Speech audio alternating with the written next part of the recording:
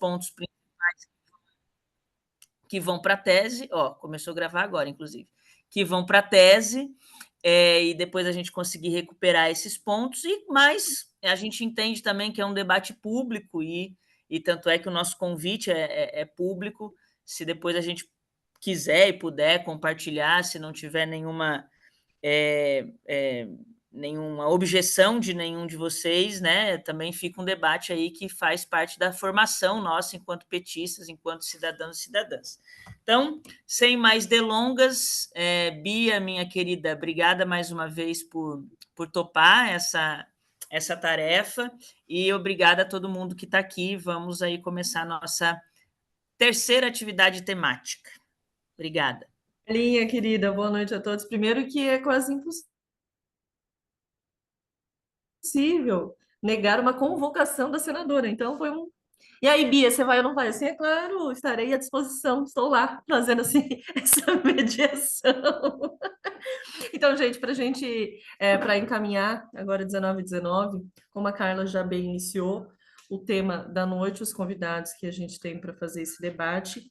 Então, só para a gente recordar, a gente, né, entendeu que de 7 a 8 minutos é um tempo ideal para a gente fazer a explanação, para que todo mundo consiga colocar as suas ideias e que, ao mesmo tempo, quem está como ouvinte consiga ter a boa compreensão e a gente otimizar o nosso tempo. Então, de 7 a 8 minutos, a gente vai avisar quando der 5 minutos de fala, e quando faltar 1 minuto para finalizar o tempo, a gente também vai fazer o comentário. E aí, depois de todas as falas, a gente abre para inscrição.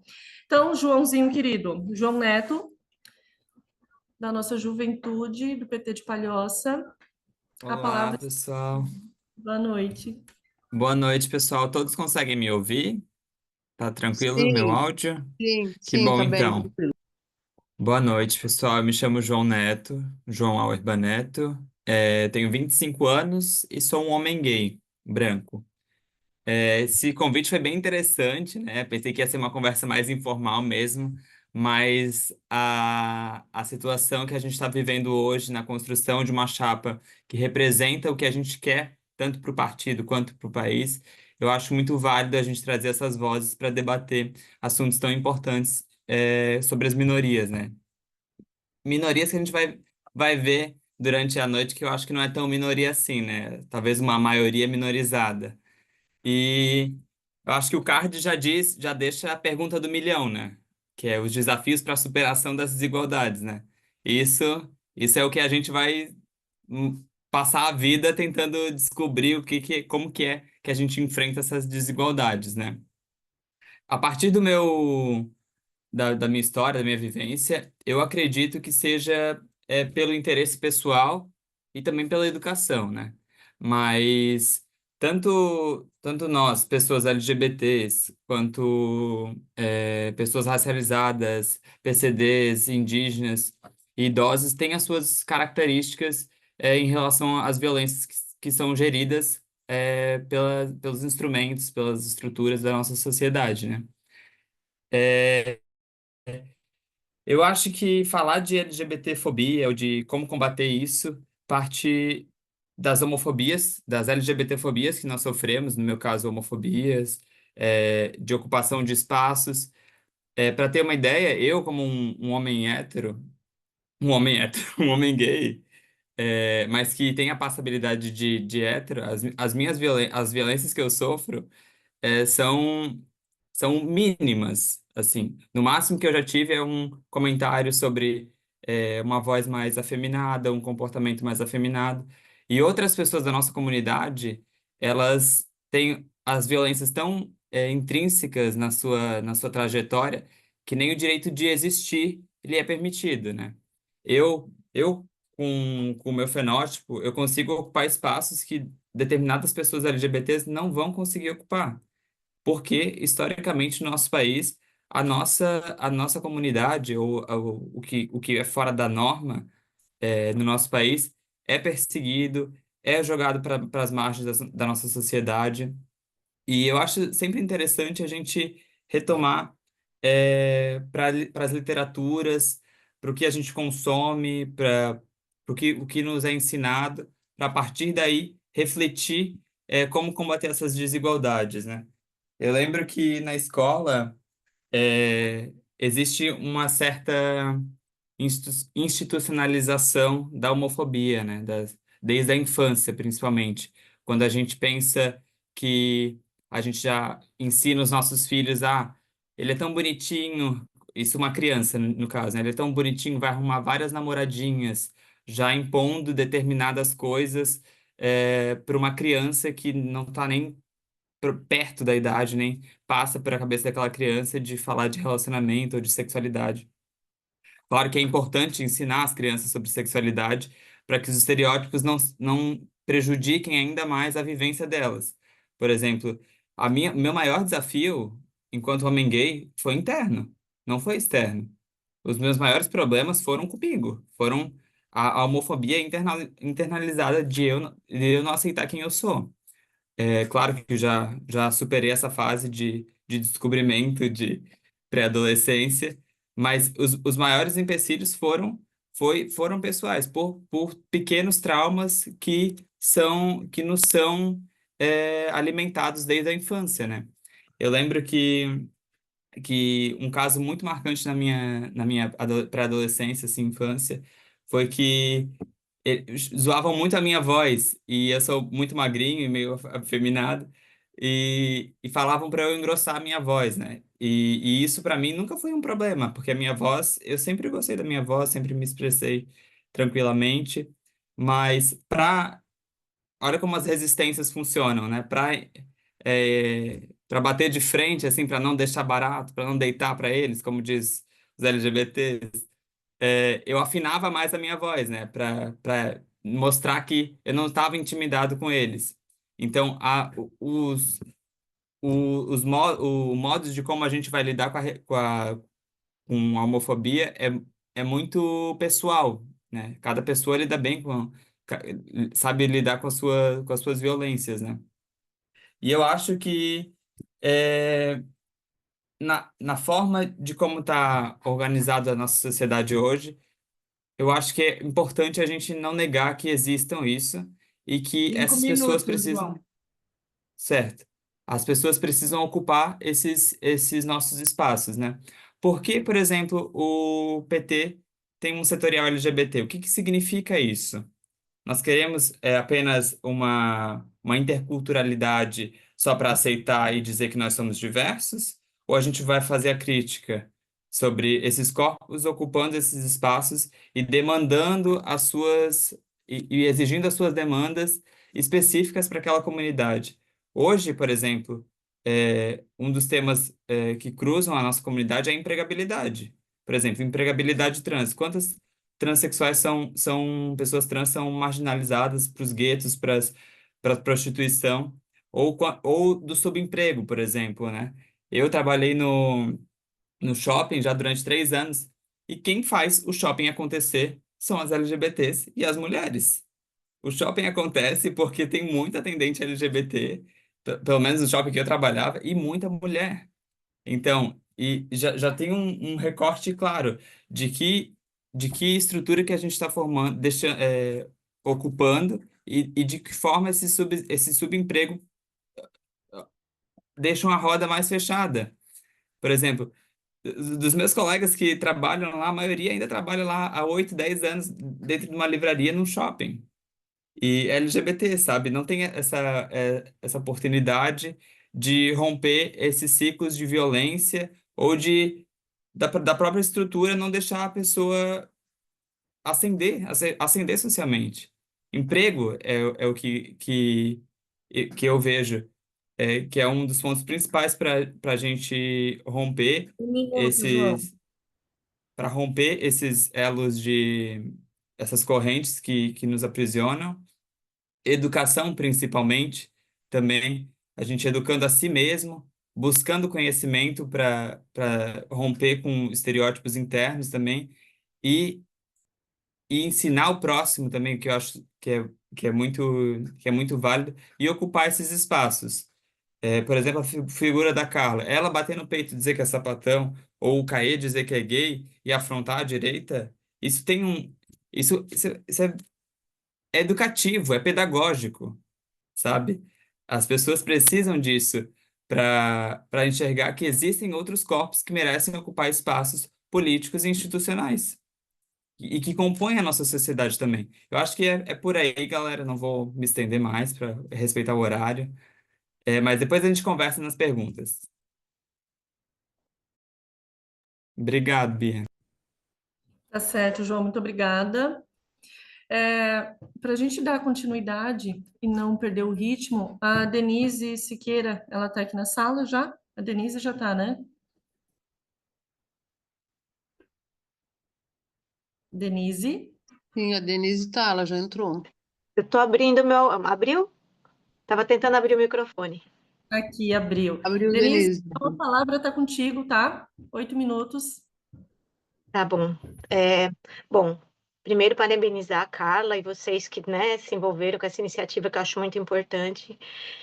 E, bom, acho complexo falar a questão das deficiências, porque elas são muito diversas, né? Tem muitos contextos, e da própria visão da sociedade com relação a gente. Eu vou tentar colocar algumas situações para trazer reflexões das pessoas com relação à nossa condição, à nossa forma de existir, estar no mundo, né? Me apresentando, eu sou uma mulher de cabelos compridos, loiros, uso óculos, sou branca e sou cadeirante. Tenho uma lesão raquimedular que me colocou numa cadeira de rodas por um acidente automobilístico com 21 anos de idade. Então, eu tenho essa questão também de que eu não nasci com uma deficiência, né? Eu vim parar num lugar onde não era o meu, que eu precisei conhecer, entender, estudar sobre esse espaço, sobre esse lugar. E, na vivência, entender, né, como é estar aqui. É vivenciar diariamente a experiência de opressão, né? E acho que coisas importantes que eu acho que precisam ser ditas aqui é que a gente ainda está muito atrás na cadeia, né, dessa cadeia de existência. Quando as pessoas falam que as pessoas negras estão no final da cadeia, eu acredito que seja meio por aí, pelo fato de que sempre se trata a deficiência como sendo uma pauta transversal, mas quando a gente vai ver na prática, ela não é tratada como transversal. A gente, exemplificando, quando tem um edital, nós só estamos presentes nos editais quando os editais são específicos de pautas redirecionadas para pessoas com deficiência. Quando os editais são, em geral, qualquer outro, a gente não está mencionado ali junto com os raciais, com os povos originários, a gente já não aparece. Vocês podem prestar atenção. Então, a gente não está na pauta transversal, né? Que é um espaço que a gente precisa estar. Também acho importante frisar que essa experiência da deficiência, ela não é uma condição específica de quem está na periferia. E muita gente entende assim. É claro que quem está na periferia experiencia isso com muito maior grau, né, e desafio, mas perpassa qualquer classe. A dificuldade que eu tenho de circular numa cidade que leva uma pessoa por vez num transporte público, que é um transporte público podre, que não funciona, que tem outras pessoas disputando comigo para transitar, tendo que cumprir horário para trabalhar, para estudar, para consulta médica, para essa situação toda, isso é para todo mundo, né? Então, são situações que precisam estar na mente das pessoas. Gostaria de lembrar que a condição de deficiência ela foi considerada pela ONU inerente ao ser humano, então ela pertence ao ser humano, não é uma experiência de uma categoria, de um grupo pequeno e lá no canto de pessoas, não. Todo mundo que tiver nessa vida, nesse mundo, que tiver uma vida grata, né, que seja uma vida boa, legal, lá na frente vai experimentar uma condição de deficiência, porque com a idade vão vindo todas as dificuldades e desafios, então ela pertence, faz parte da experiência do ser humano. Você pode experimentar isso temporariamente por um acidente, um pé quebrado, um monte de coisas, né? E acho que mais também é importante dizer que da parte cultural, você ser uma pessoa com deficiência, homem, e você ser uma pessoa com deficiência, mulher, também faz diferença. Porque os homens, eles são muito tratados como os super-homens. A sociedade, as famílias, elas têm um empenho em fortalecer esses homens com deficiência, dar a eles uma condição de ter uma estrutura, criar uma família, esse tipo de coisa. Para a mulher.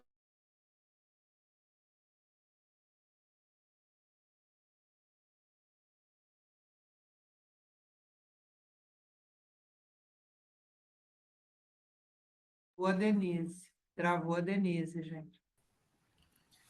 Pois é, e aqui É, a na Câmara questão, deu uma queda de energia, eu achei que era aqui. Aqui a piscou. questão do clima influencia muito, viu? Isso pode acontecer mais vezes aí. Tá bem complicado aqui a lentidão. Também deu um apagão aqui no meu e voltou. É, aqui também. A gente está meio próximo. Nossa, não caiu porque tem bateria. Ó, eu vou pedir para a Denise entrar de novo. Talvez a gente passe para A Ali. Para a Alessandra, né? isso. Alessandra, querida. Depois a gente restitui o tempo da Denise aí. Ela parou em 4h39. Boa noite, gente. Eu sou a Boa noite. Alessandra, sou do Movimento Feminista Mulheres do Litoral, de atuação principalmente, como a Carla disse, aqui na região da Foz do Rio Itajaí, então Itapema, Balneário, enfim, essa região Bombinhas, Porto Belo, enfim. E eu fui convidada, fiquei muito feliz por esse convite. Eu acho que está mais do que na hora de se falar seriamente sobre todas essas pautas que estão sendo colocadas nessa noite, que a gente pode pensar muito mais como para além de pautas, né? São temas necessários, sensíveis e urgentes, né? Para que os partidos de esquerda, e aí eu incluo todos os outros, que também, como o nosso, eu sou filiada ao PT, só para contextualizar, sou filiada ao PT desde o finalzinho do ano passado, então eu ainda estou me entendendo, então, dentro desse espaço, tá? Militante já de longa data aí dentro da esquerda, dentro do campo de esquerda, dentro dos movimentos sociais. Sou professora de educação infantil em Balneário, mestra em educação recentemente, aí entrando no doutorado, pensando nas relações de gênero, nesses espaços de formação para além da escola, né? E é isso. Então, eu queria começar falando isso que o João traz sobre essas relações e sobre essa questão de olhar para o partido e imaginar como que ele está organizando as setoriais, mas para além disso, né, as pessoas que circulam e demandam esses temas fundamentais que são de defesa da esquerda e do Partido dos Trabalhadores, né? Em 2021, 2022, eu participei de uma aula com a presidenta Dilma pela ELAG, e um dos convidados foi o ex-presidente espanhol, o Zapatero. Zapatero disse naquele momento que se os partidos de esquerda não absorvessem as demandas reais dos movimentos populares, estavam fadados a deixar de existir. Porque se a demanda não vem desses espaços, não faz sentido. Não faz sentido a existência, né? Então, aí eu pergunto, né? Qual partido nós queremos? Qual partido é necessário e possível? Então, pensando em gênero, trazer um pouquinho aí do conceito, né? Gênero, ele trata de relações entre homens e mulheres, mas não somente, sendo que esses conceitos, homem e mulher, estão passíveis de reorganização, de crítica, a partir do lugar que cada pessoa fala, né? Essas relações perpassam pelo direito de existir todas as pessoas, com suas identidades definidas ou não. Mas como estão estabelecidas essas relações dentro do partido? Para a gente pensar.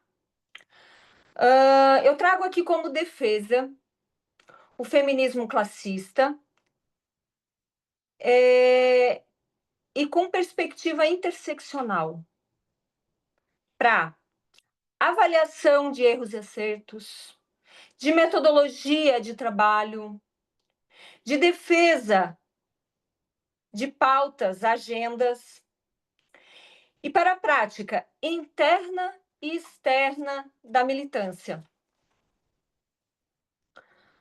Não existe democracia real sem a prática da agenda feminista. E aqui, sobre o pensamento crítico sobre o que é gênero e essas relações dentro do partido e para fora também, né? Mas se a princípio a gente não pensa as nossas relações internas, como elas estão estabelecidas, como é que a gente vai fazer defesa para fora?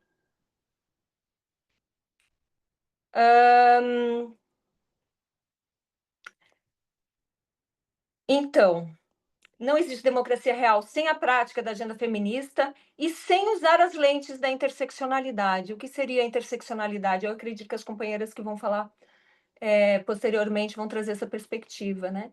É a gente olhar para as formas de violências que muitas vezes uma pessoa acumula. Oi? 5 minutos. Ah, tá bom. Acumula, vamos supor, uma mulher negra deficiente, ela tem os seus direitos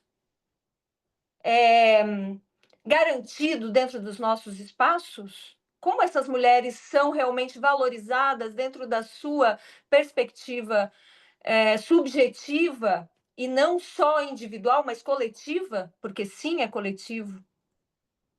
E nesse monte de coisas que eu trago, que não traz resposta fácil, é para pensar, para a gente pensar, e eu não sei se eu estou ajudando, porque é muita demanda para a gente pensar, né? Precisamos pensar a partir disso tudo na produção e na reprodução social. As mulheres que estão aí com trabalho remunerado, trabalho não remunerado, porque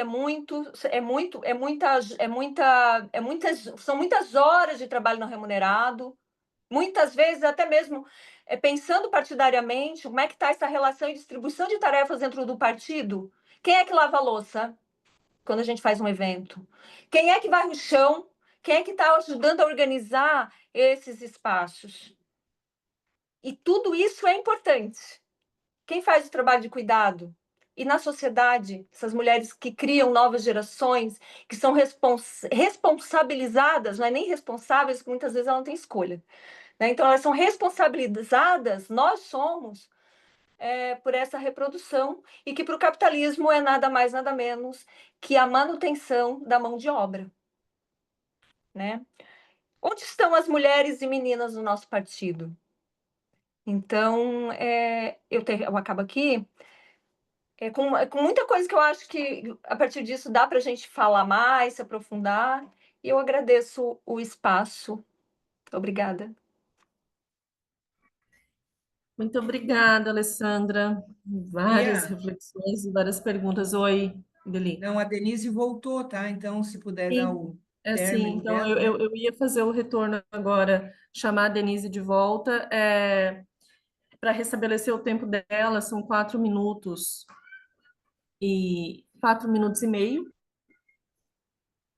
Denise, você está na escuta? Estão me ouvindo? Vocês estão Estamos me te ouvindo? ouvindo. Sim, é Ah, tá. contigo. Tá bem, gente. Teve uma queda de energia aqui, apagou tudo e aí parou de funcionar. Eu tenho 4 minutos? Então tá, vamos lá, continuando, né, gente? Gostei aí das falas, elas se complementam muito, né? Agora, quando eu entrei, é, é, tudo faz sentido e tudo se conecta, né? Mas eu estava, não me lembro bem, mas acho que eu estava na parte falando a questão de como estar nesta terra, neste mundo, né? Neste lugar, quando você é um rapaz, quando você é uma mulher, porque as pessoas estereotipam muito a nossa existência aqui. E eu acho importante dizer que a gente está aqui, independente de como for, ou que seja com uma deficiência, A nossa existência diz respeito a nós mesmos, a nossa vida e não ao outro. E a sociedade cobra de nós viver para o outro. Então, quando eu tenho que sempre estar provando para o outro alguma coisa para fazer o outro se sentir bem, né? Por exemplo, mas se até ela faz, por que que eu não vou fazer? A gente sempre escuta isso. Pelo menos comigo se referem muito assim. Até ela, quando eles dizem o até ela, significa se essa pessoa, né, inferior a mim, se até ela namora, se até ela faz alguma coisa, por que que eu não vou fazer, né? E, gente, né? O que eu tenho a ver com a vida do outro? Que bom se a minha existência faz bem para o meu próximo, mas não é uma obrigação que eu tenho de existir, de vida.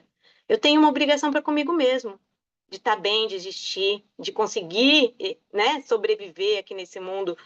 O bem que eu faço ao outro, ótimo, mas diz respeito ao outro. Mas se eu não for um exemplo de superação, eu não tenho valor para essa sociedade. E nesse ponto que eu queria dizer, como eu estava falando antes, que os homens são vistos muito diferente das mulheres enquanto pessoas com deficiência, porque eles costumam ser vistos como super-heróis e eles se apropriam desse lugar, porque distancia eles daquela outra categoria de pessoa com deficiência que a sociedade não gosta, despreza, não quer perto. E aí, eu falo por mim, porque eu, como surfista, eu estou na praia, né? E a gente ouve os comentários, inclusive dos meninos com deficiência, que são os mais desagradáveis do mundo com relação ao corpo da mulher com deficiência. Eles fazem as brincadeiras com eles, entre os caras com e sem deficiência, a gente escuta as piadinhas, né? Então, não é uma existência muito fácil, né? A gente aperta o foda-se, manda também, se fu, mas a gente tem que estar apertando esses mecanismos o tempo todo, todo dia, né? E nem todo mundo, gente, é forte o bastante para fazer enfrentamento estando aqui. Não é fácil, porque a sociedade é pesada, sabe? Mesmo, e vou falar, até mesmo dentro do partido não é uma coisa fácil, né? Não é sempre que lembram da gente, embora a gente eu pelo menos, né, tô sempre aí, já falaram que eu não queria largar o osso, já usaram esse termo. A questão não é essa, tá aqui é um ato político. Tá na praia é um ato político, tá em qualquer lugar, tá estudando na faculdade é um ato político, né? Minuto. Um minuto? Isso. Tá, eu não estou fazendo isso pela Denise só, né? Eu espero que na minha pessoa eu consiga ocupar espaços que abram espaço para mais pessoas, né? Então, acho que, embora a interrupção aí, né, tenha sido possível trazer algumas reflexões, algumas coisas para contribuir, e aí a gente vai prosseguindo, né, para poder fazer o debate com vocês. E eu agradeço, tá? A lembrança, o convite. Muito obrigada.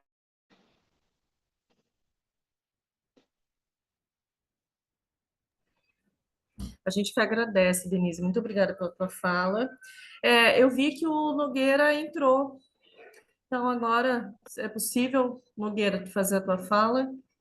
Olá, boa noite, Beatriz, Bia, tudo bem? Entrei e não estou tomando chuva, porque foi punk a coisa. Mas estou aqui, sentadinho, com os pés molhados, agora um pouquinho mais secos.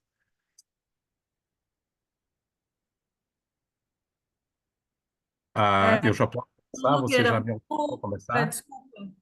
Vamos começar então a tua fala, lembrando que são 8 minutos. Quando chegar em 5, eu te aviso, e faltando 1 minuto, eu também aviso.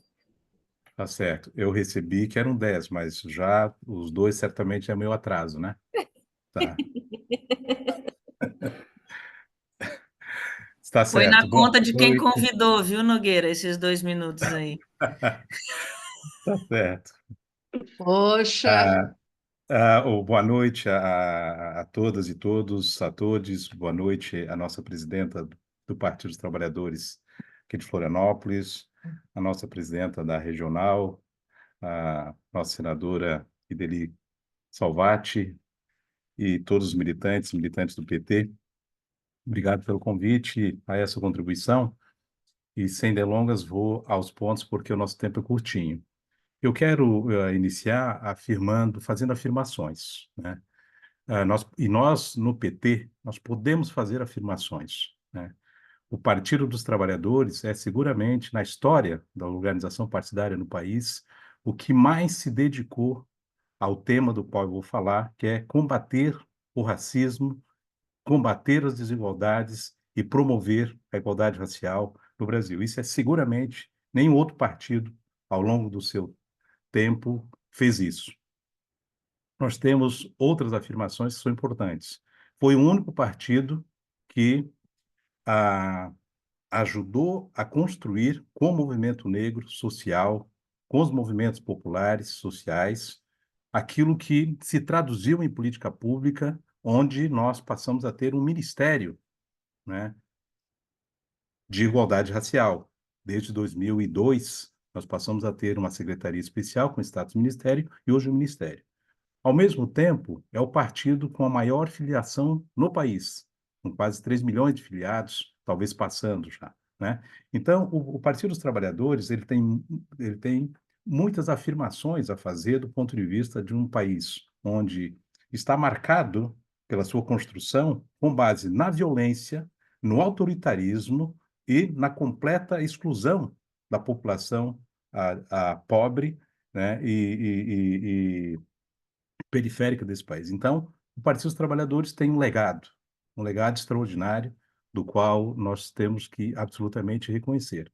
Mas um partido, quando é grande, um partido, quando fez muito, ele também enfrenta problemas grandes, né? E quando nós falamos de raça, quando nós falamos de gênero, quando nós falamos de LGBTQIA+, quando nós falamos de todas as políticas, né, e as representações no partido, evidentemente que os desafios são enormes. E os desafios nós precisamos cada vez mais localizá-los. Onde é que eles estão do ponto de vista do Partido dos Trabalhadores, que precisa cada vez mais se reinventar no século XXI? Exatamente nas representações. Exatamente nas representações. E estando nas representações, um dos seus grandes desafios, sobretudo por aquilo que ele, né, sempre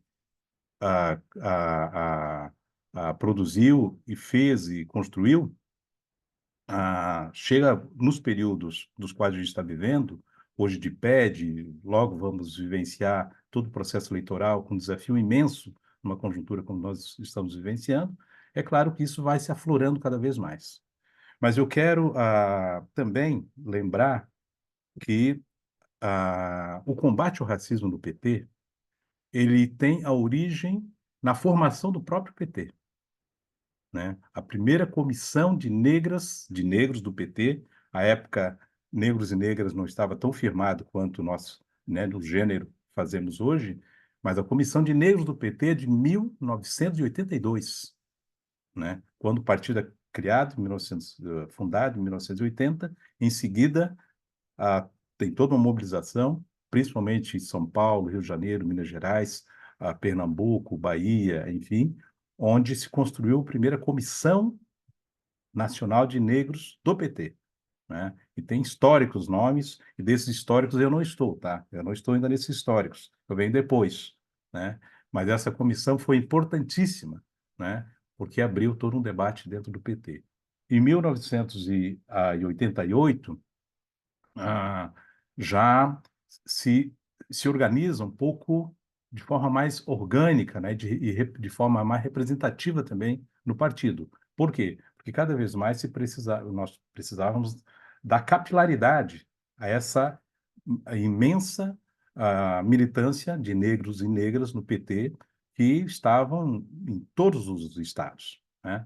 E no 10º Encontro Nacional do PT, em 1995, quando nós tivemos os 300 anos de comemoração da morte de Zumbi dos Palmares, a grande referência de luta, nesse encontro é constituído e criado a Secretaria Nacional do PT, né?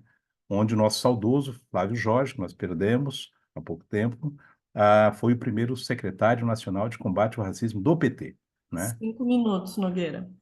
Certo. Então, esse histórico de luta de negros e negras no PT, nenhum de nós seguramente tem dúvidas de que é um dos marcos de representação, tanto do ponto de vista da militância, como do ponto de vista também que se expressa eleitoralmente a cada eleição nacional que nós disputamos, né? E talvez aqui resida o grande desafio, né? Nós, quando olhamos os dados quantitativos eleitorais no Brasil, desde as eleições de 1989, nós não tivemos em nenhum momento onde o eleitorado da população negra não tenha votado de forma quase que massiva, né, nas candidaturas nossas. Nesse caso, nós estamos falando do nosso presidente, que foi candidato em 1989, Luiz Inácio Lula da Silva. Então, o Partido dos Trabalhadores, ele tem uma história de contribuição imensa para a organização, espraiamento do movimento negro nacional e ajuda também na consciência dessa militância para a organização partidária, que vem de antes, evidentemente, né? Que vem de antes. Nós temos toda a história nos partidos comunistas, nos partidos trabalhistas, mas o PT tem esse papel fundamental a partir dos anos 70, e isso se reflete tanto do ponto de vista de organização, como também do ponto de vista eleitoral, né? Portanto, eu acho que a discussão de raça, classe, gênero, identidade, territórios no partido é chave para que a gente possa enfrentar os desafios que nós estamos vivenciando no século XXI e particularmente nesse tempo onde tanto do ponto de vista de organização, aí eu me refiro ao PED, como também do ponto de vista eleitoral, em 2026, a gente possa primeiro ter muita sensibilidade para as representações do nosso partido, do ponto de vista interno, e para isso que serve o PED, o processo eleitoral do PT, olhando, evidentemente, as eleições de 2026, que é um momento consagrador de uma história de luta eleitoral que parecia perdida em 2022, e a gente conseguiu transformar esse país novamente num país com democracia possível. Então, já caminhando para os 2 minutos finais, imagino, eu penso que a gente está no caminho assertivo do ponto de vista de combater o racismo, promover a igualdade racial, combater as desigualdades de raça, classe, gênero, identidade e tantas as outras formas de expressão das desigualdades, mas, ao mesmo tempo, do ponto de vista de organização, há que se ter representação nos espaços do partido, nas direções partidárias, para que a gente possa ter esse mesmo componente de filiados, de organização, refletidos nas direções partidárias. As direções partidárias, cada vez mais, precisam refletir aquilo que se expressa dos setoriais, dos movimentos sociais e dos movimentos populares nas suas direções. Então, acho que esse é um dos grandes desafios. A militância negra, né, a militância nacional, vem discutindo o PED numa perspectiva bastante crítica, olhando aquilo que nós precisamos no Partido dos Trabalhadores avançar, e certamente vai avançar, porque continua sendo, sem dúvida alguma, um dos partidos mais democráticos para o debate, tanto racial, como também das outras formas de representação que aqui estiveram essa noite. Então, eu vou ficando por aqui, certamente estou chegando já nos últimos minutinhos, segundos, mas dizer que nós não podemos deixar de nos orgulhar daquilo que o PT e nós fizemos até agora em todas as frentes. Nenhum outro partido fez tanto. Por ter esses grandes desafios, evidentemente que o debate crítico ele é necessário, mas nós precisamos dar expressar isso, porque existe uma militância descontente com as representações hoje, principalmente nas direções partidárias, seja estadual, seja municipal, seja nacional. Isso não é de forma genérica, mas na nacional, sem dúvida alguma, a gente precisa ter dar um salto organizativo de representação muito maior do que esse que nós temos hoje. Eu agradeço, e eu não sei se vai ter debate depois, mas fico aqui à disposição. Muito obrigado. Muito obrigada, querido. Ideli, a Eliara, eu não estou conseguindo encontrar ela aqui, não entrou, né? Não, quem fez o convite e teve bastante dificuldade de comunicação com ela foi a Ana Maria de Palhoça. A não sei que a Ana Maria tem alguma novidade, tá? Aí, Oi, Certo. povo. Posso Oi, falar? Então, foi bem difícil para mim conversar com a Eliara, tá? Ela hoje o dia inteiro, assim, eu fiz várias ligações para ela, falei com mais 2 contatos lá na aldeia que eu tenho lá, mas eu não consegui retorno dela, então fiquei devendo para vocês. Para nós, né? Porque era uma pessoa muito capacitada para falar no tema também. certo. Vamos abrir para inscrição, então, para o debate. Serão 5 nomes, 3 minutinhos de fala, 5 pessoas inscritas. Eu não sei se a gente faz pelo chat.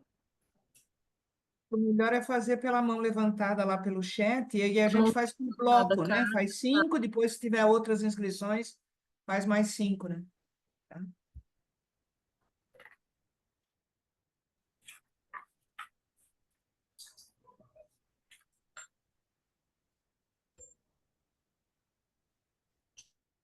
Tururu. Carla, aqui não está aparecendo todo mundo para mim. Tá. Eu vou falar para esquentar as próximas intervenções aí. Mas eu queria colocar um ponto assim que a gente tem passado por um momento na esquerda de modo geral, mas especialmente no PT, de um rebaixamento dessas lutas aqui que estão colocadas como se fossem uma luta identitária, né? Num sentido pejorativo. E nos acusando, muitas vezes, de dividir ou romper com a luta geral, né? Que seria a luta de classes, né? O materialismo e tudo mais. Mas, obviamente, todo mundo sabe, eu sou uma mulher lésbica, né? E aqui acho que todas as falas que trazem aqui um elemento que permeou muito, algumas colocações, né? Como, por exemplo, a, o apagamento, né? A falta de oportunidades, a falta de condições, uma série de coisas. E isso se dá, em especial, porque os corpos, em geral, na sociedade, eles são vistos a partir da lógica da utilidade. Da utilidade para o quê? Da utilidade para o capital. Né? Portanto, corpos com deficiência, que numa visão reducionista do capital não tem utilidade ou que tem pouca utilidade para o capital. Os corpos negros, que historicamente no Brasil, a partir da nossa história de escravidão, a carne mais barata do mercado é a carne negra. A população LGBTI+, que numa visão muito reducionista, né, não reproduz mão de obra por uma série de coisas, são evadidos desse lugar, né? E as mulheres, obviamente, vistas apenas como um abrigador de um útero, né? E daí do que decorre todas essas coisas e de como nós somos vistas com esse lugar de objeto e de um útero de aluguel para o capital. No entanto, existe uma teoria, a teoria culturalista, que diz que a partir do momento que a gente tem avanços materiais, das demandas materiais da sociedade, os indivíduos começam a demandar por aquilo que são as demandas culturais ou as demandas subjetivas, né? E eu acho que não é que de um tempo para cá passou a ter tanto negro reivindicando seus direitos, tantas PCDs, tantas mulheres, né, se dando conta da violência, ou como brotou viado no Brasil e sapatão, né? Mas os nossos governos, efetivamente, a partir do momento que superam uma série de demandas materiais, como a superação da fome, a estabilidade do emprego, né, que são as demandas da necessidade básica da nossa vida, nós começamos a olhar para outras dimensões que afetam o nosso cotidiano diariamente, né? E demandar que isso aconteça. Mas nós estamos presentes nessa classe trabalhadora, né? E eu acho que a marca que a gente tem que colocar é que a classe trabalhadora ela tem cor, ela tem gênero, ela tem raça, ela tem território, né? Ela tem ou deveria ter mais pluralidade de condições, ela tem orientação sexual, obviamente, e todas essas expressões subjetivas de preconceito que pega cada uma dessas situações aqui colocadas, elas interrompem o próprio direito da classe trabalhadora de viver. Né? Nós não somos só o trabalho às 8 horas que nós prestamos serviço, né? Nós temos outras dimensões de vida que nos são negadas pelo próprio capital. Então, eu queria fazer esse recorte e queria dizer que o PT também está ficando careta, e até o senhor Luiz Inácio, porque eu recuperei aqui, tem lá na Fundação Perseu Abramo, na central de memória da Perseu Abramo, uma linha do tempo da luta LGBT no partido. E no discurso do primeiro encontro nacional do PT, em 1980, o senhor Luiz Inácio fala o seguinte: somos pelo direito de as minorias se organizarem e defenderem o seu espaço em nossa sociedade. Não aceitaremos que em nosso partido, abre aspas porque é um termo em desuso, o homossexualismo seja tratado como doença e muito menos como um caso de polícia. Defenderemos o respeito que merecem as pessoas, convocando-as ao empenho da maior construção dos trabalhadores e trabalhadoras do nosso país, que é o Partido dos Trabalhadores e das Trabalhadoras. Então, em tempos de retomar o nosso manifesto de fundação, precisamos retomar também as ousadias que nos tornou vanguarda. E essas pautas aqui que nos trazem nos fez vanguarda, né? E a gente precisa recolocar nos trilhos isso tudo. Obrigada e passei o tempo, Beatriz.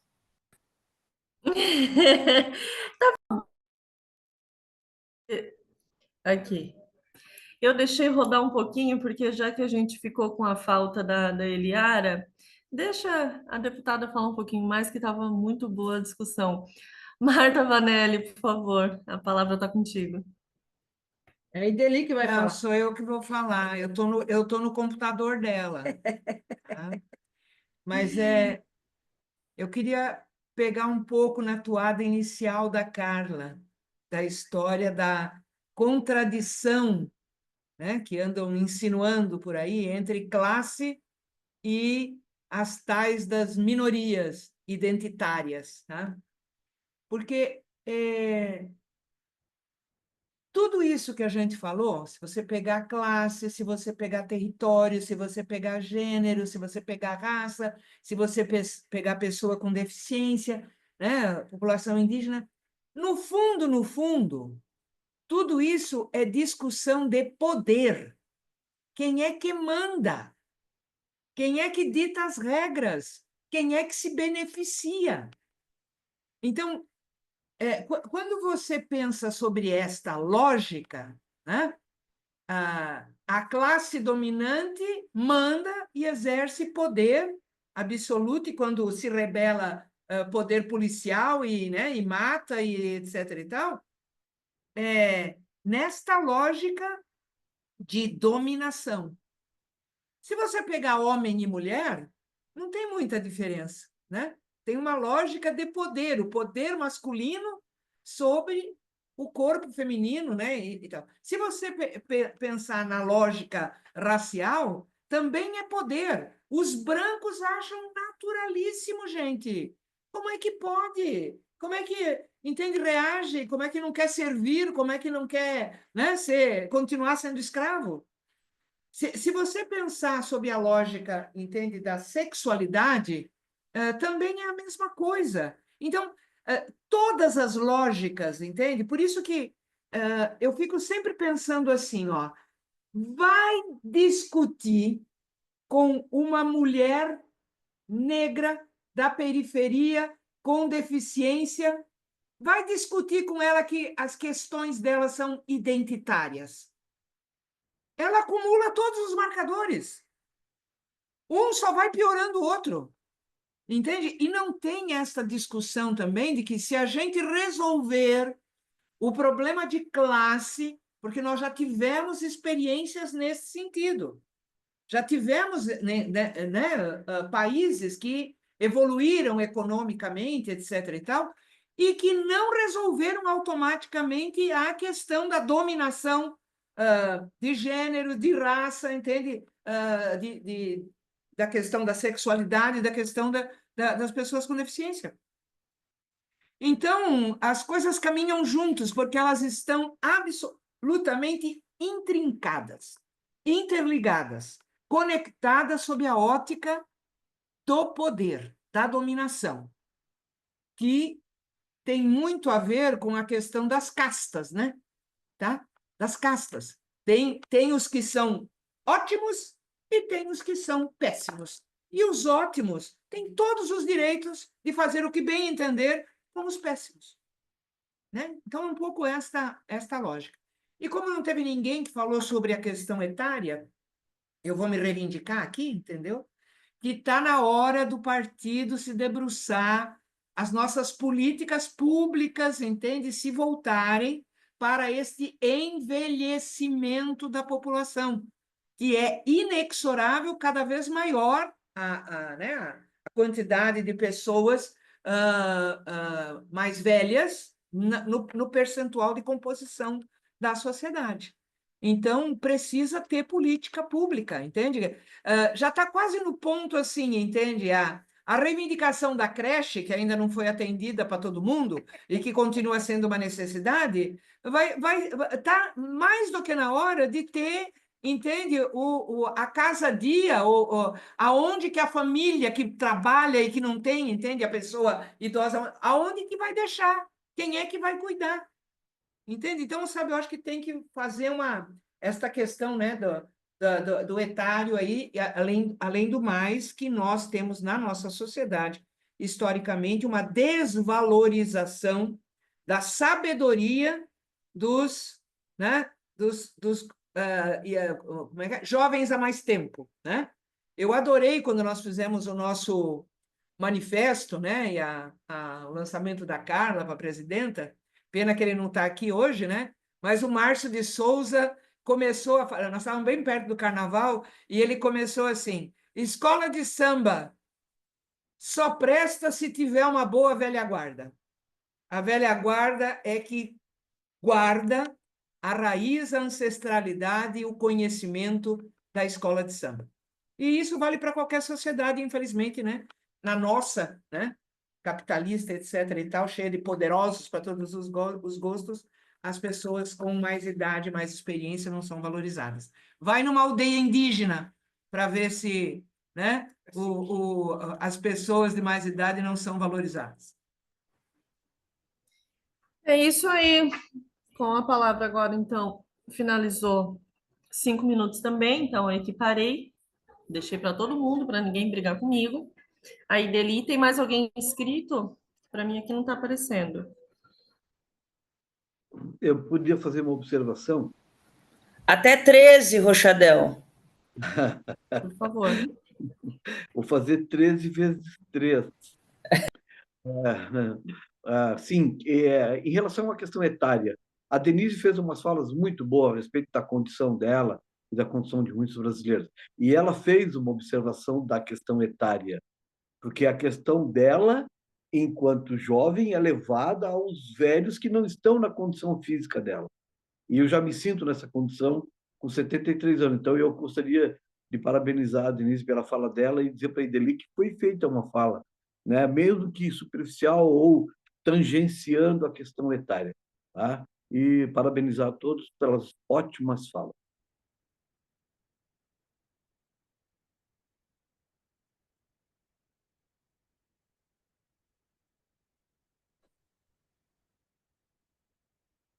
E obrigado pelo tempo de fala, então, para continuar. Gente, essa chuva está deixando tudo mais lento aqui. É.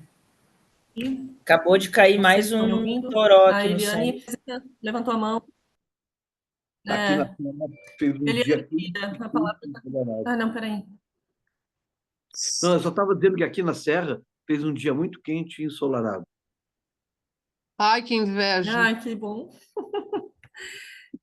Que inveja. Aqui tá uma chuva muito chata, mas necessária também. Gente, boa noite a todos vocês. Eu acho que a gente compreender que a classe trabalhadora é composta por esta diversidade, que está além do que a gente conseguiu debater aqui hoje, é fundamental. Eu penso que a gente não se atualiza, né, se a gente fica só nos clássicos dos séculos anteriores, que elaboraram muito, sem dúvida, contribuíram muito para a humanidade, mas cabe a nós também, eu acho que fazermos as atualizações necessárias para o nosso tempo, para o nosso tempo. Né? Se Marx não elaborou mais sobre esses temas, é porque ele não viveu no nosso tempo, ele viveu no outro tempo que tinha que elaborar outras coisas, e não essas que nós estamos vivendo. E eu quero dizer que eu penso que para a nossa tese, Carla, a gente precisa fazer, acho que, a afirmação do que nós somos, a afirmação da nossa história. Eu gosto muito da fala do Nogueira, quando ele fala que o Partido dos Trabalhadores e das Trabalhadoras é o que mais tem espaço de organização das pessoas negras. É o partido que mais tem espaço de organização das mulheres. É o partido que acolhe, sim, desde a fundação, como a Carla muito bem leu aqui, os LGBTs. É o partido que, nos anos 80, trazia todo o vigor da juventude, mas também tinha aqueles nossos velhos comandantes que também participavam do partido, e a gente tem vários que estavam lá na fundação do PT. Então, eu penso que a gente afirmar que nós somos esse partido que cresceu se estruturando e abrindo espaço para todas as temáticas, para todas as representações, para todas as possibilidades, e abrindo o diálogo sobre isso do nosso ponto de vista é algo fundamental. E isso não significa que não tenhamos desafios, temos todos os desafios do mundo, mas reconhecer quem nós somos, porque eu participo de algumas atividades em que a tônica é reclamar. Que o PT não fez isso, não fez aquilo, não fez aquilo, não fez aquilo, não faz, não faz. Gente, olha só, o PT somos nós, nossa força e nossa voz, não é assim que a gente sempre falou? É isso, o PT somos nós, é a nossa construção. Não fizemos mais porque o nosso dia tem 24 horas e a gente tem a vida para dar conta além da militância. Então, ninguém está brincando de ser militante. A gente batalha para caramba, a gente faz o possível todos os dias, né? E falta muito a fazer, com certeza. Queremos alcançar, eu acho que uma plenitude maior para a nossa existência, para a existência dos nossos filhos, nossos netos, dos nossos descendentes. Queremos, mas já avançamos muito. Nós temos que olhar, ter a visão histórica, olhar para a história, ver da onde que a gente saiu, sabe? Aonde que a gente nasceu, qual o caminho que a gente percorreu, como que a gente chegou até aqui agora e como que a gente vai seguir. Então, eu penso que ter sempre presente esse resgate, afirmar, principalmente nessas questões que nós estamos tratando aqui hoje, que nós somos um partido totalmente comprometido com esses temas, é imprescindível. Porque eu lembro desde os anos 80, viu, Denise? Pessoas com deficiência participando das atividades, indo para congresso, levando a pauta, sendo acolhidos. A gente tem militantes fantásticos pelo Brasil inteiro nessa área, que militam na saúde, que militam na assistência, que militam em outras áreas, na educação, e que participam muito, e o partido sempre acolheu. Foi 100%, satisfez todo mundo? Não. Mas tem uma média muito boa daquilo que nós fizemos e daquilo que nós somos vanguarda neste país. Eu penso que a gente não pode perder essa riqueza, porque se o PT não reconhece, quem é que vai reconhecer? Se a gente não se reconhece nesse partido, quem é que vai reconhecer? Né? Tem gente louca pela disputa do nosso espólio. Tem partidos que disputam o nosso espólio há muito tempo, desde que o Jorge Bornhausen falou que nós íamos ser extintos, que a gente ia acabar. Tem gente que disputa isso. Então, se a gente não valoriza essa história, a gente perde esse fio que nos traz até aqui, que eu acho que é isso que me faz estar aqui. É essa história, é essa construção, é ver nesse partido essa amplitude que a gente vê, e ver esse acolhimento que a gente vê e essa abertura que a gente traz sempre para as nossas teses, para os nossos encontros, para as nossas reuniões. Então, eu acho bem importante a gente ter um momento da tese, eu acho que o momento desses temas ele é bem importante para isso. Obrigada. Muito obrigada, presidenta. As inscrições, eu acredito que também encerraram. Tem mais alguém aí inscrito? Que para mim não aparece mais ninguém. E tá bem lenta a internet aqui, gente, no centro. A chuva tá uma loucura. Nogueira levantou a mão, Bia, só para tentar contribuir aí se estiver travando para ti. E Bia, Tá eu bom, muito acho que se não obrigada. tem ninguém mais inscrito, se não tem mais ninguém inscrito, talvez fosse o caso de ver se porque o Nogueira já se inscreveu, né? Se a Denise, se a Lê, se o João Gostaria de fazer querem as considerações complementar, né? finais. Tá? Então, a gente passa a palavra para o Nogueira e ele já aproveita, então, dentro do tema dele, também faz as considerações finais, e aí depois a gente retoma com o João, com a Alessandra, com a Denise, para a gente encerrar, então, o dia de hoje. Pode ser assim, gente? 3 minutinhos de cada? Ok, obrigado, Perfeito. 3 Bia. minutinhos. Ok. Assim, eu penso que o debate de hoje, né, a Carla trouxe reflexões importantes, sobretudo localizando alguns aspectos do ponto de vista até mesmo mais conceitual para a gente se encontrar bem sobre aquilo que nós estamos fazendo, e eu acho que é fundamental. E tem aqueles momentos que a gente precisa fazer, inclusive, mais formativos, né? Eu acho que o PT precisa muito se debruçar sobre sistemas sobre essas estratégias que nós estamos aqui trazendo, exatamente para compreender o que significa isso do ponto de vista da recomposição de classe no país, é certo, mas também o quanto isso traz, né, novos desafios organizativos, porque nós não vamos, não estamos mais organizados a partir dos espaços do trabalho, né, sobretudo a fábrica, os espaços da produção, mas, e o Postman abriu, né, os debates outro dia falando exatamente dessas metamorfoses e as grandes transformações no mundo do trabalho, e esse é um grande desafio. Mas eu penso que tem uma questão que é central, que a gente precisa se perguntar e responder. Qual é o papel de um partido? Qual é o papel de um partido? Porque o papel da minha organização social de combate ao racismo no movimento negro é um.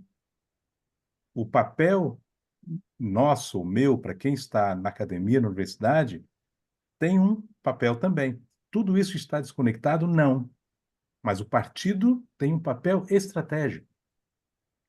E quando o último bastião, um dos últimos bastiões, não estou desconsiderando nem o partido de esquerda, PCdoB, no nosso campo, mas é sabido no mundo, América Latina e no Brasil em especial, que o PT é o bastião da diferença.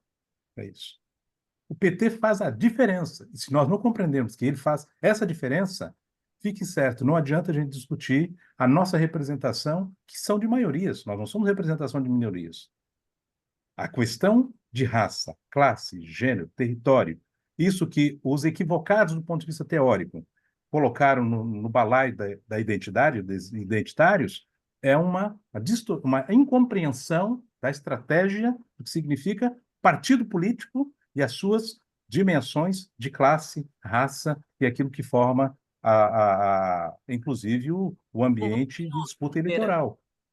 Então, eu acho que o papel do PT, do ponto de vista da formação, do ponto de vista de cada vez mais encantar as pessoas é justamente falar de qual é o projeto de nação, qual é o projeto de país. E encerro dizendo o seguinte: nós estamos mexendo, a gente está sendo sacudido por elementos de uma nova ordem do ponto de vista da recomposição de blocos e do ponto de vista de pensar mundo. Nós vamos precisar nos preocupar com isso também. Então, assim, PT é fundamental para enfrentar aquilo que se chama projeto nacional, projeto de inclusão, projeto de combate às desigualdades. É isso.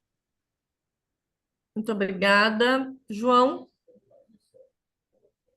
Nossa, me senti muito contemplado com a fala do Nogueira. Ele trouxe exatamente o que eu estava pensando também, porque o partido, na minha visão, ele é um lugar de disputa também. É um lugar que esses corpos dessas origens vão disputar a institucionalidade, mas não somente, né? O Partido dos Trabalhadores eu vejo como esse instrumento da sociedade, esses movimentos que constroem um partido. Porque partido por partido tem um monte, tem o MDB, tem o PSDB, tem o PSD, que são partidos institucionais, de cima para baixo. O PT não é. O PT tem que ser outra coisa. É exatamente o que Nogueira trouxe, encantar as pessoas, trazer, trazer as pessoas para dentro do partido, ou mesmo fora dele, fazer com que elas queiram construir essa sociedade que a gente também quer construir. Então, eu acho que esse momento é um momento muito importante de renovação, a nível nacional e estadual principalmente, pois eu já ouvi falas assim. Eu não acredito que a pessoa que disse o que disse para mim é progressista, porque na última eleição eu ouvi de um dirigente estadual de que o voto do partido ele estava muito ligado, o voto é muito negro, o voto é muito feminista, o voto é muito LGBT. Ou seja, então, se ele tiver certo, então a gente não precisa mais concorrer, né? Porque se tiver os negros, as mulheres e os LGBTs, a gente nunca vai perder eleição nenhuma. Então, o que é isso, sabe? Como que isso parte de um dirigente? Então, esse momento muito importante, pessoal. Então, vamos manter esse pad bastante quente e atuante para a gente conseguir sair bastante renovados e principalmente construir a democracia interna do partido, que é essencial no momento que a gente está vivendo hoje. Obrigado. Muito obrigada, João. Boa noite para ti também. Denise? Oi. Oi, Bom, Denise. pessoal, eu gostei muito de todas as falas. Eu adorei a fala do Nogueira com relação a encantar as pessoas, que é uma coisa que eu penso que é muito séria e muito importante. Eu acho que acho que o PT, ele tem políticas maravilhosas. E Do vídeo, é o Vieira falando 2 minutos. Ô, Marta, desliga seu telefone aí, ó, seu microfone. Para de falar do Vieira. Tá, gente, então continuando, o que eu quero dizer é que, embora as nossas políticas, a gente ainda tem muita dificuldade em falar para fora. Eu vou falar para a gente pensar dentro, é falar para fora. Porque a gente não está alcançando como a gente deveria alcançar as populações para quem nós estamos trabalhando. Elas não entendem o nosso trabalho. E eu acho, particularmente, Carlinha, que se eu tivesse algum poder nesse partido, eu demitia na íntegra toda a equipe de publicitária que o partido tem, que eu acho que a gente é horrível de marketing. Porque sabe qual é o papel que a gente está fazendo perante a sociedade lá fora? A gente faz o papel da galinha. A gente está botando o ovo. E eles estão fazendo o papel do coelho. Eles estão levando a fama. E a gente está trabalhando pra caramba botando ovo. E eles estão trabalhando pra caramba levando fama. E a gente precisa mudar. E mudar não é a gente botar a nossa carinha lá e falar, porque o presidente Lula maravilhoso fez isso, aquele outro. Claro, as pessoas têm que enxergar isso. Mas esse sentimento tem que partir deles. A gente vai ter alcançado o nosso público de novo, a gente vai ter alcançado a nossa população outra vez, quando a gente ouvir deles. O nosso presidente, olha o que ele fez por nós, olha esse cara, olha as políticas dele. Não é a gente ficar gritando ali na telinha da televisão, e, você entendeu? Porque essa fala não tem que ser de nós, tem que ser deles. Nós estamos trabalhando, a gente não está sabendo se comunicar. E eu acho isso bastante grave. Um minuto, Denise. Já estou concluindo, porque eu gostei das falas anteriores, só que eu sei que eu não ia falar uma coisa muito agradável, mas eu acho que a gente precisa pensar um pouco sobre isso, né? Porque a gente está pecando nessa parte, e não é falta de trabalho, não é preguiça, não é falta de competência, é falta de competência nesse ramo. A gente não está sabendo se comunicar com a população lá fora. E isso é algo muito importante, muito sério, que a gente tem que pensar a respeito. Precisa de mudança. É isso aí. Obrigada, eu concluí, tá? Muito obrigada, boa noite. Alessandra? Então, todas as falas aqui têm muita riqueza, muita coisa para ser refletida e posteriormente escrita para colocar nesse documento aí, nessa construção. É imprescindível, assim, a fala do Nogueira, do professor Nogueira, da Denise, do João, são fundamentais, né? Para a gente pensar quais relações. Eu penso que em qualquer espaço que a gente está, né? Eu sei de toda essa trajetória, eu acho que é isso mesmo, o Partido dos Trabalhadores é sim o maior instrumento, não só no Brasil, mas vamos falar de nível Brasil, que a esquerda tem para se desenvolver e para, sim, construir políticas públicas, e que tem diversos exemplos aí de sucesso e de boas práticas e de tudo isso que a gente vem ouvindo e vem fazendo também, né? Mas, como diz a Denise, a comunicação talvez seja a nossa maior falha. Mas eu penso também que para dentro do partido, essas políticas elas precisam ser efetivas e acontecerem de fato nas rotinas mesmo, no cotidiano, no contexto das relações. É porque nessa prática que a gente transfere para a prática externa a nossa verdade. Então, assim, eu sei que é complexo falar isso, porque demanda também de cultura, de um monte de outras coisas, de transformação e mudanças sociais das próprias gerações, né, que vão alterando todos esses processos, né? E o próprio modo capitalista de viver que a gente acaba absorvendo, né? Então, assim, eu penso muito nessa questão das relações mesmo, né? A gente precisa de formação, é isso. Eu acho que o princípio, obviamente, políticas internas, né? Mas respeitar, acredito que já tenham muitas políticas internas nesse sentido de participação, mas elas precisam ficar mais efetivas. Eu penso que no último pleito, principalmente as mulheres negras, sofreram grandes problemas, inclusive de financiamento de suas campanhas, né? Como é que a gente quer garantir que essas mulheres tenham força e representatividade? Um minuto? Acabou o meu tempo? Ainda tens um minuto. Ah, tá. Desculpa. Se esse financiamento ele não chega de fato e fica na retórica, não é mesmo? Então, assim, essas questões precisam ser melhor efetivadas para que a gente consiga avançar externamente, inclusive, né? Então, acho que é um pouco disso, assim.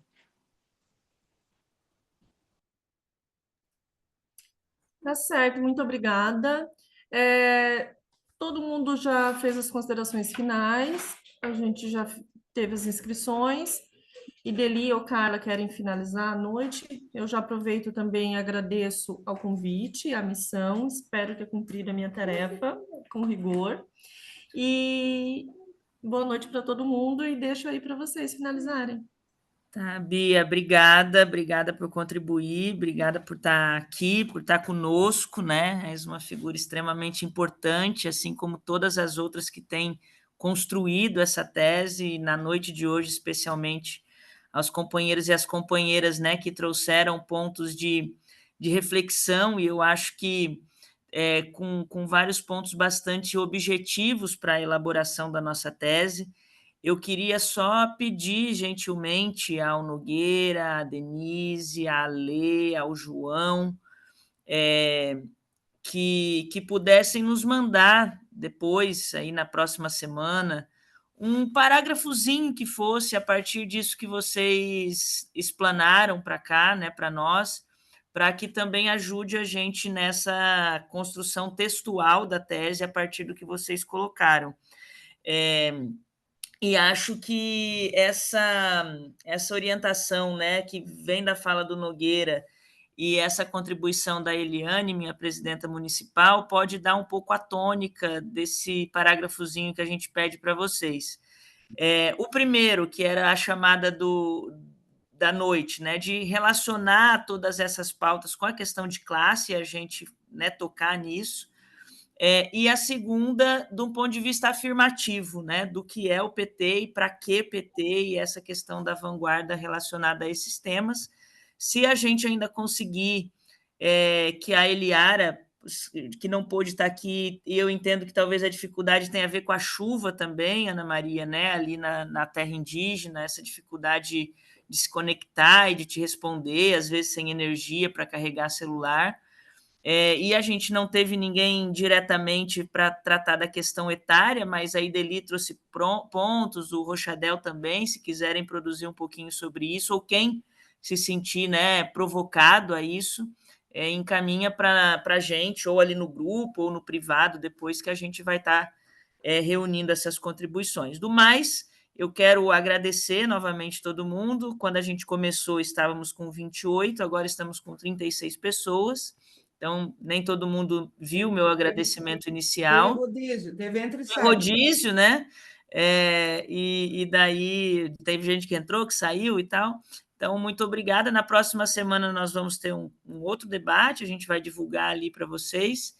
E se a Ideli quiser finalizar, que eu vi que ela ligou o microfone, da minha parte é só agradecimento por essa construção coletiva que a gente está fazendo. Boa noite. Boa noite. É só... Marta, abre o vinho que eu vou aí. Vem tomar vinho com nós. Sobe. Boa noite a todas e todos. Abraço. Vem, Eliane. Boa noite. Boa noite, pessoal. Muito É que aqui obrigado. tem uma vizinhança, sabe? Assim tem uma vizinhança. Eu, Marta, Eliane, Bia, tudo vizinho aqui. Pode vir. Boa noite, pessoal. Bom Beijo. vinho aí para vocês. Obrigado, Bê. Boa noite. Sente a cidade. Beijo, Marinês. Muito obrigada. Obrigada. Bom para vocês também. Beijão, boa noite. Boa noite a todos também. Muito obrigado. Ótima reunião.